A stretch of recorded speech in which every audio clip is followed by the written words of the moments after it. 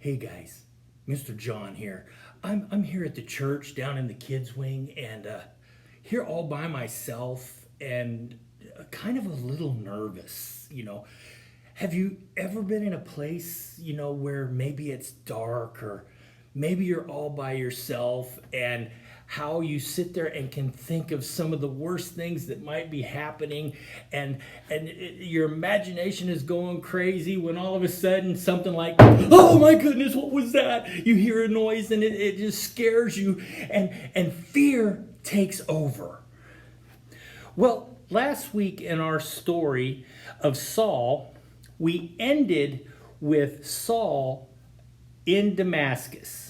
Remember, Saul was riding to Damascus. He was a persecutor of Christians. He was a guy who would arrest and kill people who believed in Jesus.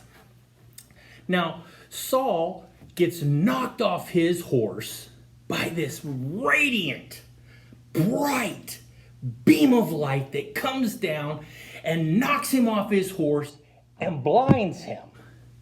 But he hears a voice. You guys remember who that voice was? That's right, it was Jesus. Jesus asks a very important question to Saul. Saul, why do you persecute me?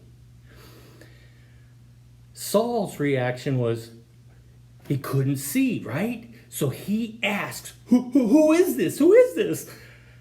And the voice replies, this is Jesus Christ. Saul is blinded and is heading to Damascus. He gets to Damascus and he gets in this little hut, little house, and he's in a room. He can't do much of anything because he can't see, can't get around. And he's visited by an angel. An angel tells Saul, you're going to be visited by a man. He's going to come here. He's going to lay his hands on you. He is a Christian and he's going to pray for you and he's going to bless you. Now, I wonder what Saul was thinking. He was blind. He was known throughout the land as a persecutor of Christians. A person who put Christians to death. Remember, he was the guy that held the coats and cheered on the guys while they stoned Stephen. What is a Christian gonna do when he walks into the room and sees that it's Saul? Saul has to think, oh man, this is not good. Not good at all. These guys are they're probably gonna take me out and do the same things that I've been doing to them. At the same time, an angel visits this man in Damascus, a man named Ananias. Ananias is sitting there when this angel visits him, and the angel tells him, hey, there's this guy down the road. You're going to go there. You're going to visit him. You're going to go there. You're going to lay your hands on him, and you're going to bless him. And this man's name is Saul. Now, imagine Ananias. How his brain, how his head had to be spinning thinking about this. What's he gonna do? Saul kills Christians. Saul is going to see me. I'm gonna come in and bless this man. He's just gonna arrest me, have me taken out, and he's gonna stone me. But Ananias was a true believer. He believed in who Jesus was. He believed that Jesus came to this earth, a perfect person, died on the cross to take away his sins, and he was going to follow Jesus and God. So Ananias, in his fear, but more in his faith, gets up and goes to where Saul is. Can you imagine that knock on the door? If you're Saul, if you're Ananias, the fear had to be going just bonkers inside of them. Both of them. Saul, because he's blind, really can't defend himself.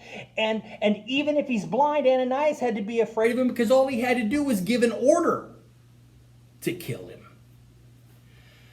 But Ananias stayed faithful to God, walks in the house, sees Saul laying there,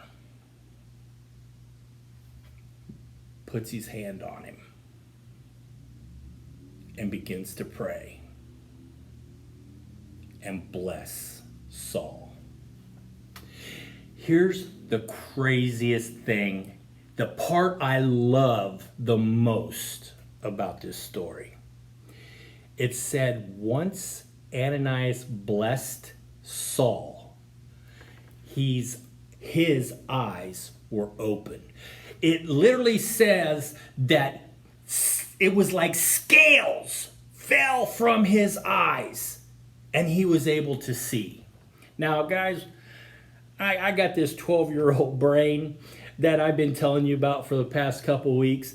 I don't think like on the lines of like lizard scales or fish scales. Man, I'm thinking full on dragon scales. These big old gnarly scales just fall from his eyes. And he's able to see. Here's the thing that I think we think of, okay, he can now see visually. But I think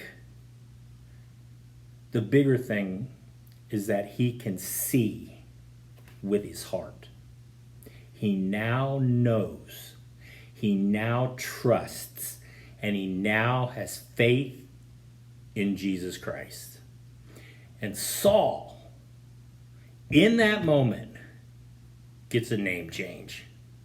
We've come to know him, Saul, from this bad guy, this guy, a persecutor of Christians, to a man named Paul, who traveled the world for Jesus Christ.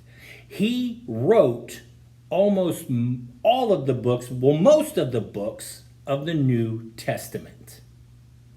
This man, Paul, became the biggest defender of Jesus.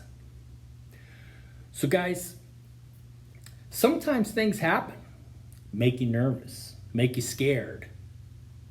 But guys, we need to put our trust, we need to put our faith, and we need to ask Jesus to help us in those times of when we are most scared and most troubled. Guys, I miss you. I love you. I'll see you next time. Have a great day. Bye. Our memory verse for this month is, faith is being sure of what we hope for. It is being sure of what we do not see. Hebrews 11:1. A great conversation starter question is, what are you afraid of? Faith. Trusting in what you can't see because of what you can see.